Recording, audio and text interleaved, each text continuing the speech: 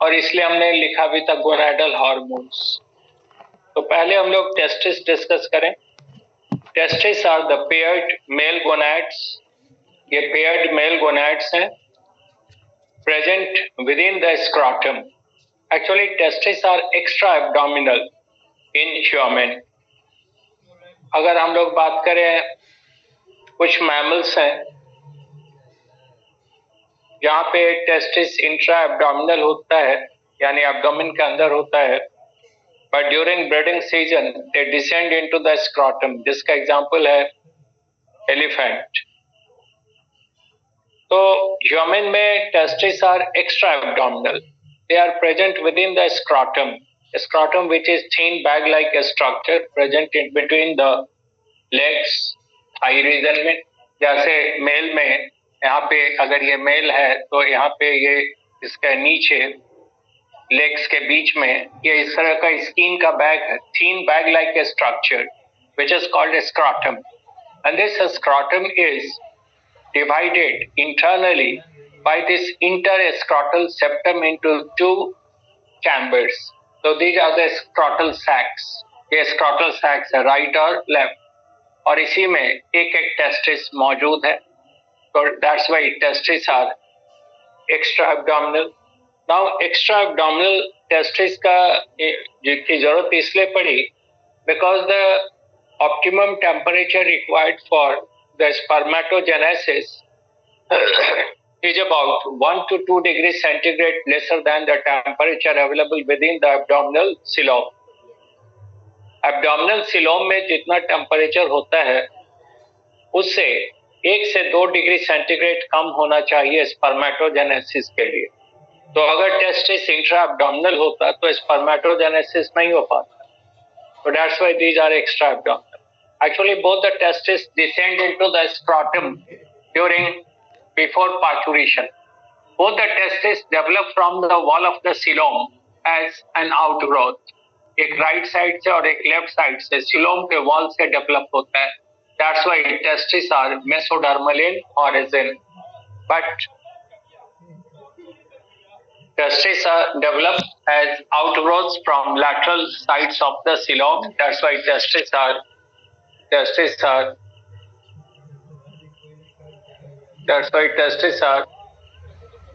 mesodermal in origin.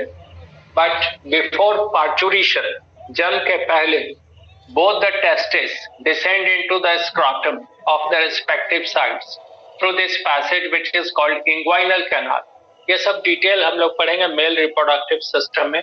अभी तो just एक बता दिया कि ये है। Sometimes the testis may fail to descend into the scrotum before parturition. कहने का मतलब है कि कई कुछ ऐसा भी कंडीशन पाया जाता है जहाँ बच्चे के जन्म के पहले टेस्टिस उसके स्क्रॉटम में नहीं आया और रह गया एब्डोमेन में। तो this condition is called cryptorchidism. Crypto for hidden, orchidism for testis, hidden testis. तो कंडीशन कहते हैं क्रिप्टोर्चिडिज्म। तो in case of cryptorchidism where the testis remain permanently within the abdominal coelom, the person becomes sterile because the temperature available within the abdominal coelom is not suitable for the spermatogenesis. Anyway, तो ये जो testis हैं ये pink colour का होता है और काफी सॉफ्ट है।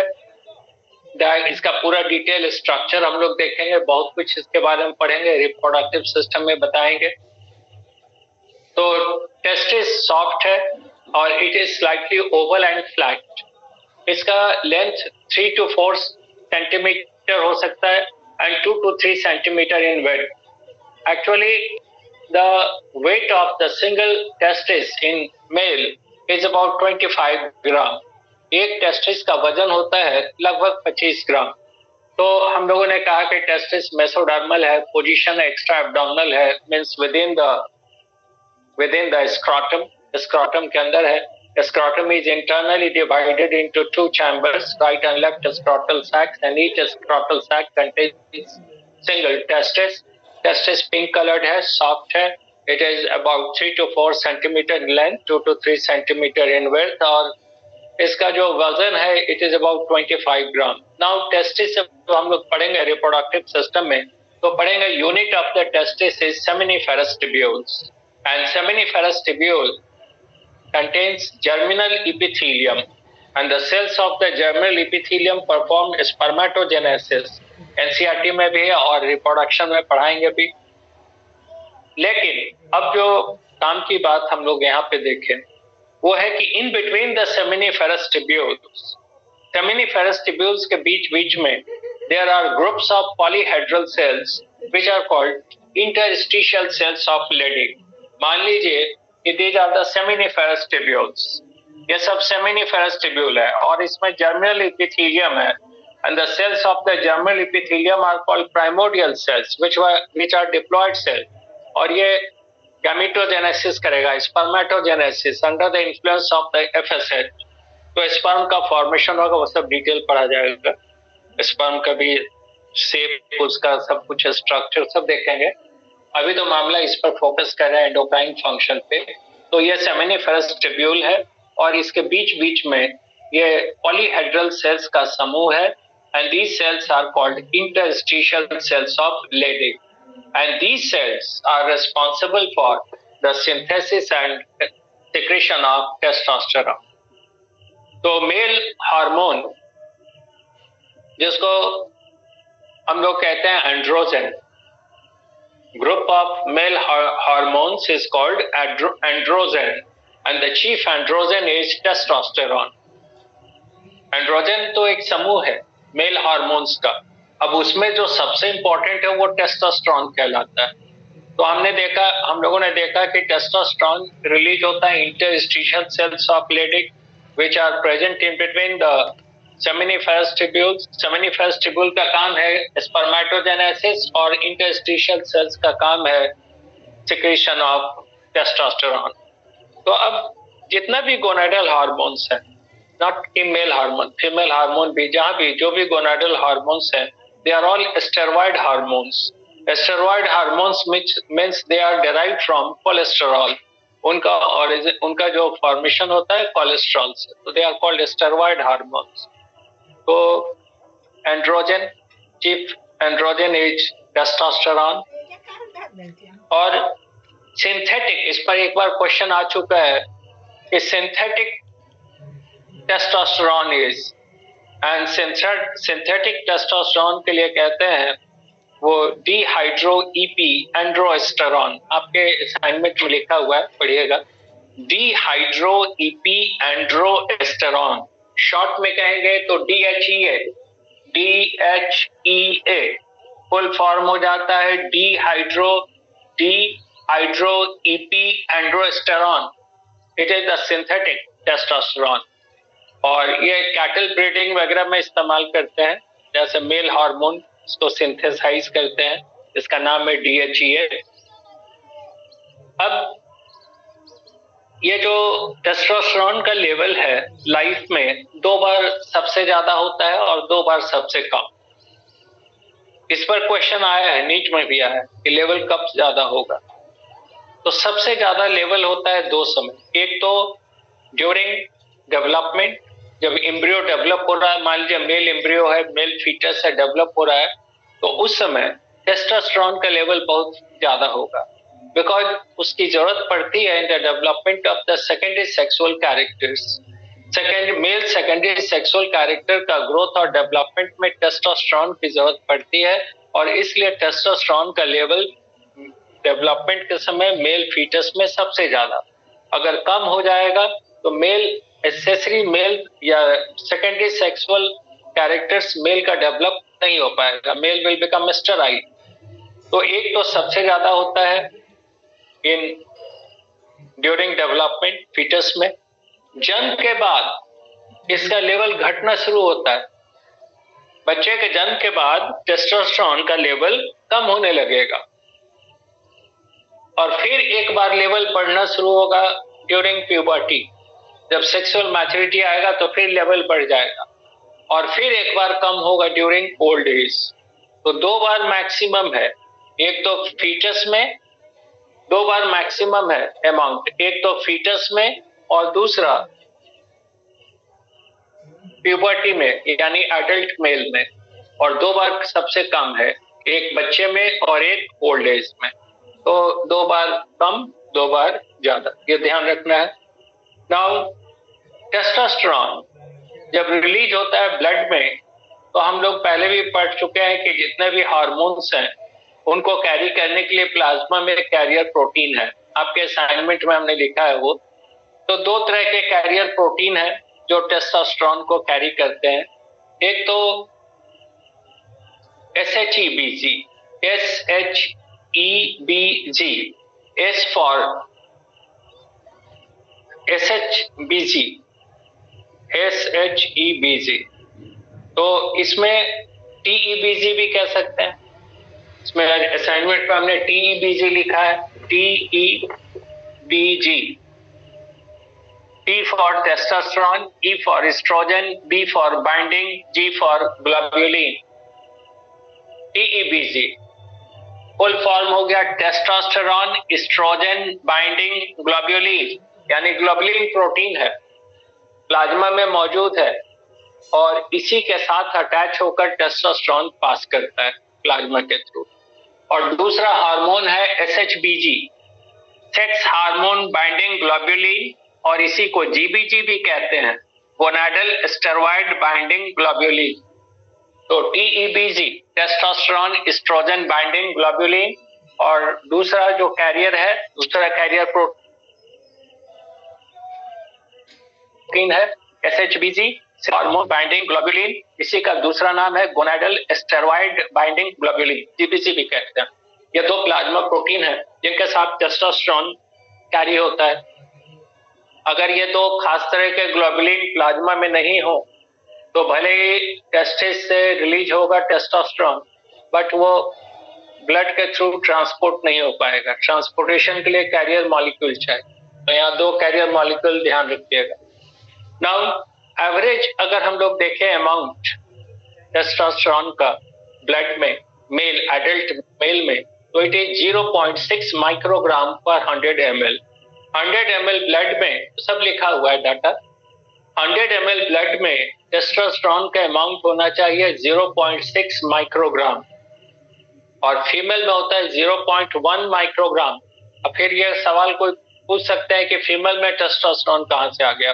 तो हम लोग एड्रिनल पढ़ चुके हैं, एड्रिनल कॉर्टेक्स में जो जोना रेटिकुलरिस है, जो सेक्स कॉर्टिकॉइड रिलीज करता है, उसमें दोनों रिलीज करता है, एंड्रोजन एंड एस्ट्राडियोल।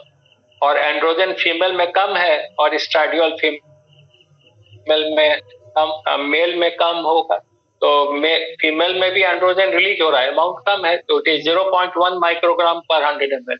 मेल में है 0.6 माइक्रोग्राम पर 100 ml। इससे अगर कम होगा तो स्टेरिलिटी का चांसेस होता है। तो ये एवरेज अमाउंट भी डिस्कस किया। अब टेस्टोस्टेरोन का फंक्शन देखें। पहला फंक्शन है टेस्टोस्टेरोन का, it is responsible for the male psychosexual behaviour.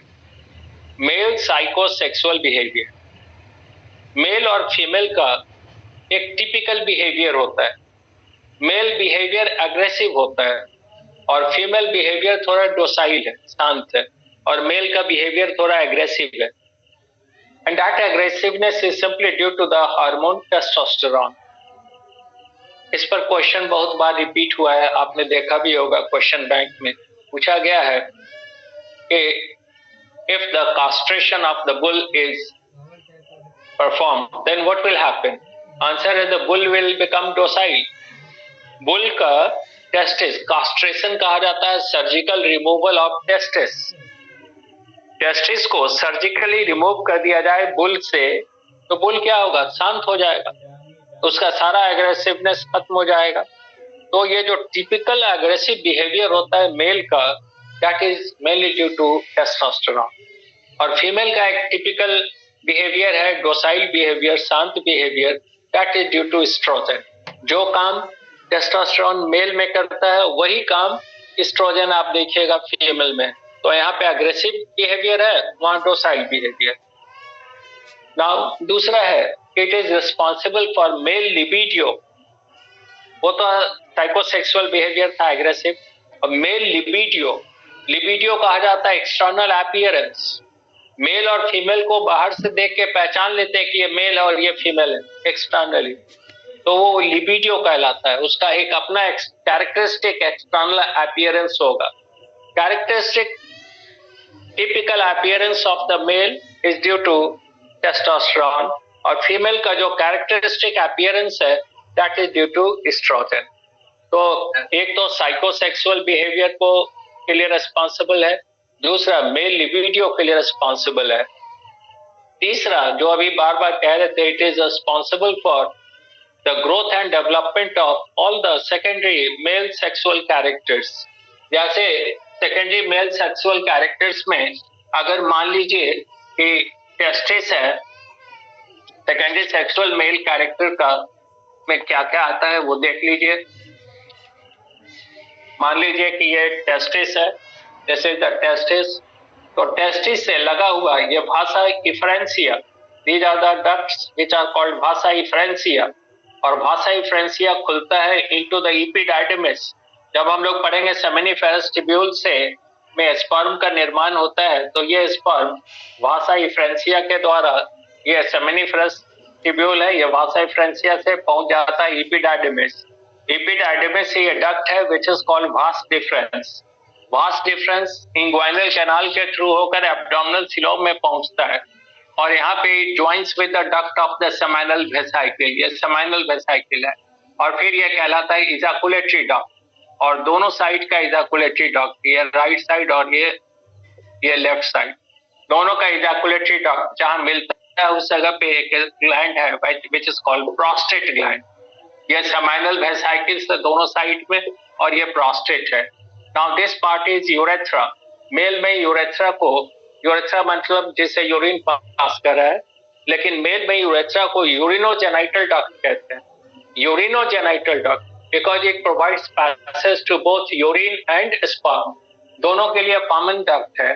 जबकि फीमेल में हम लोग पढ़ेंगे रिप्रोडक्टिव सिस्टम में urinary duct means urethra and genital duct both are separated.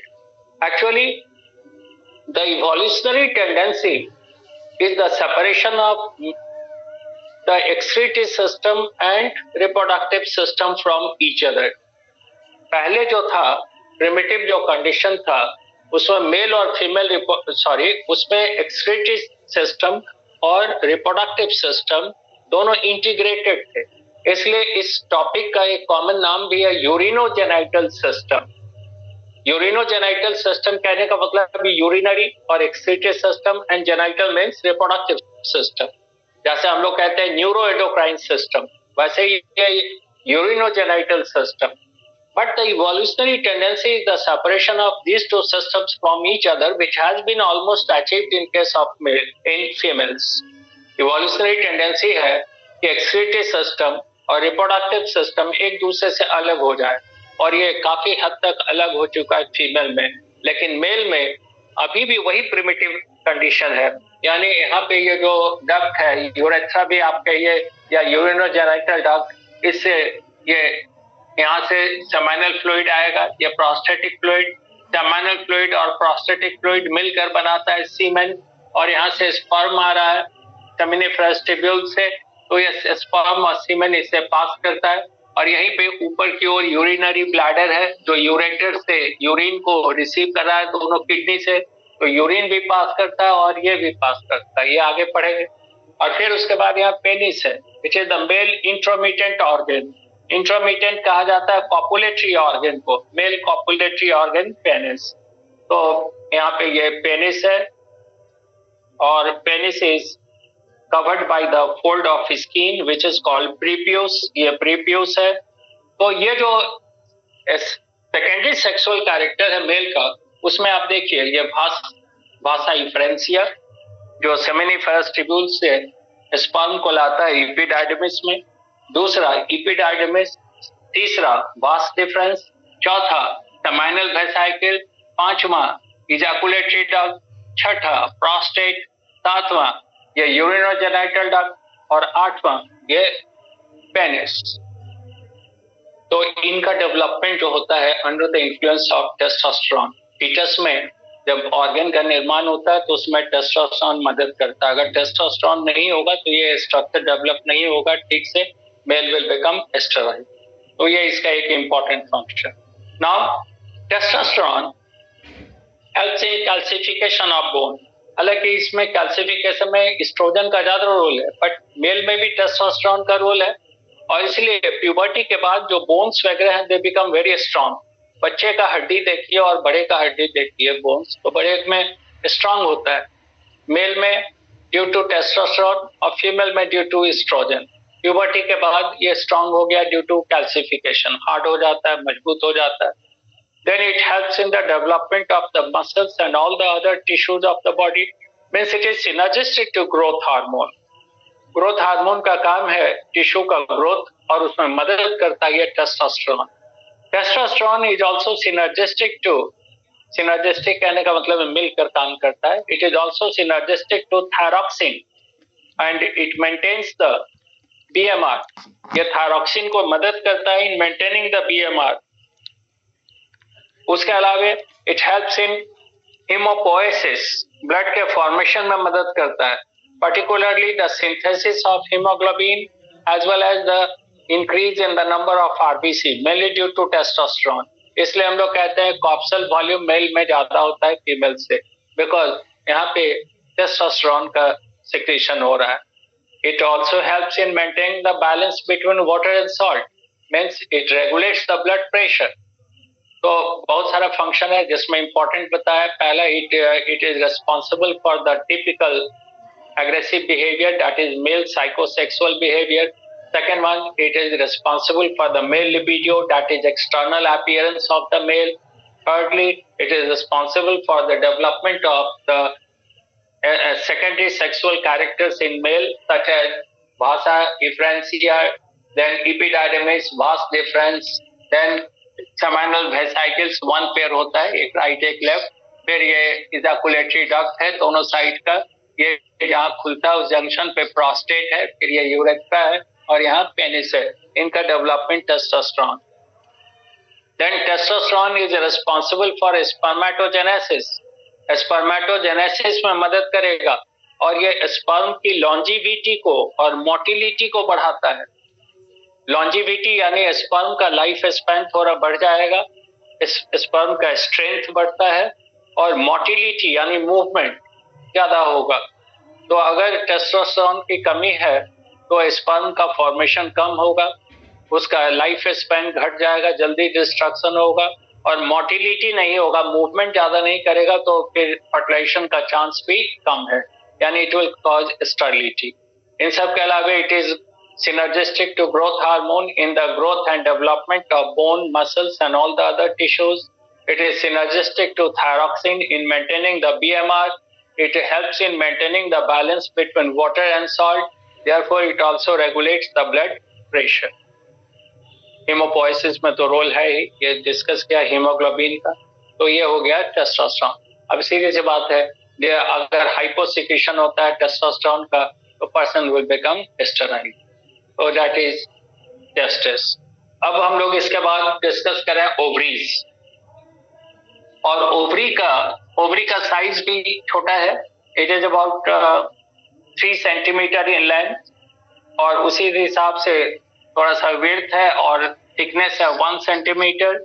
और ओवरीज का पोजीशन अगर देखेंगे, हम लोग सब रिप्रोडक्टिव सिस्टम में पढ़ना है। मान लीजिए सीलोम है and this is the diaphragm, ये डायफ्राम है, तो एब्डोमिनल सीलोम है, यहाँ पे दोनों साइड से ये ओवरी डेवलप होता है just like testis.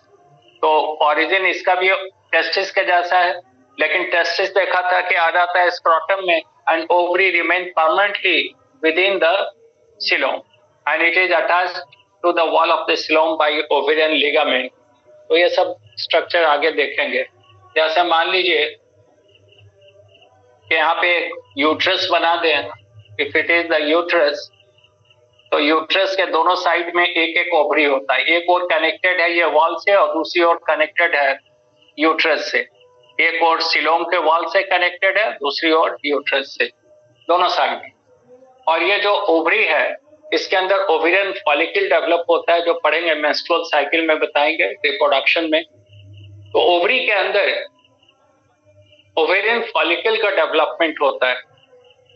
Ovarian follicle इस तरह का स्ट्रक्चर है, ये इसमें दीज आर द सेल्स जिसको फॉलिकुलर सेल कहते हैं, और बीच में एक सेंट्रल सेल होता है जो ओवम में डेवलप होता है, ovarian follicle.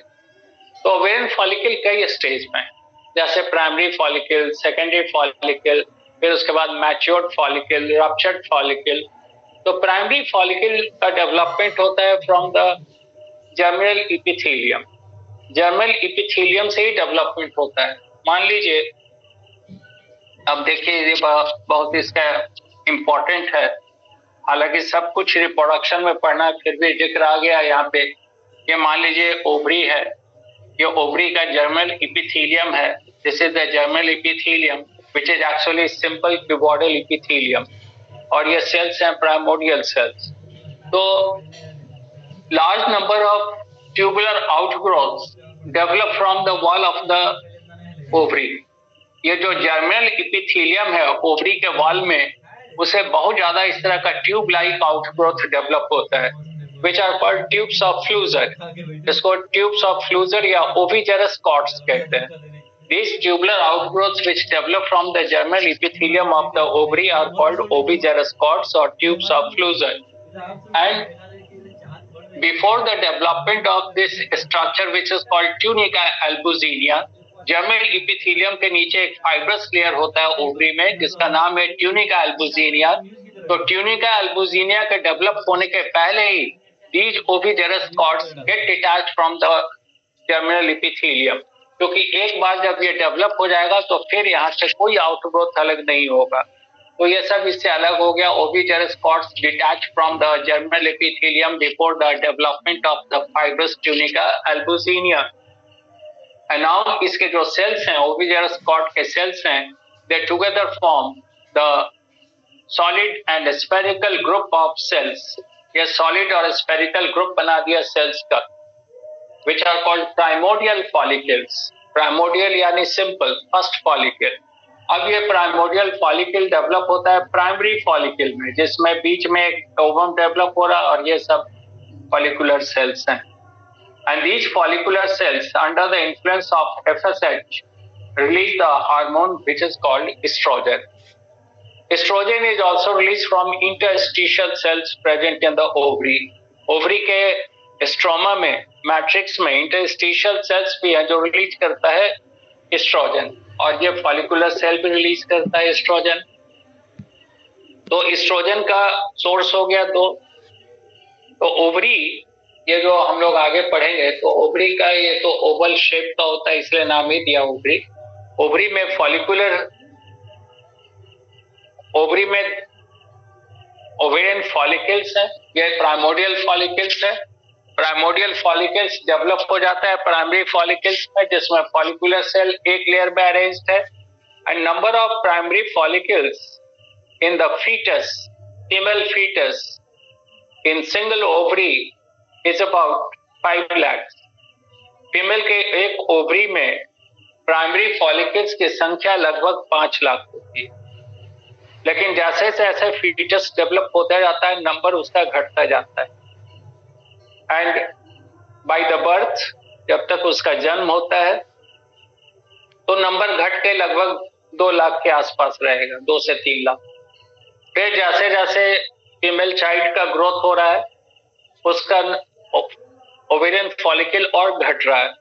At the time of puberty it is about 80,000 to 1 lakh, 80,000 से 1 लाख। और जब प्यूबर्टी आएगा तो उसमें FSH का लेवल काफी बढ़ जाता है।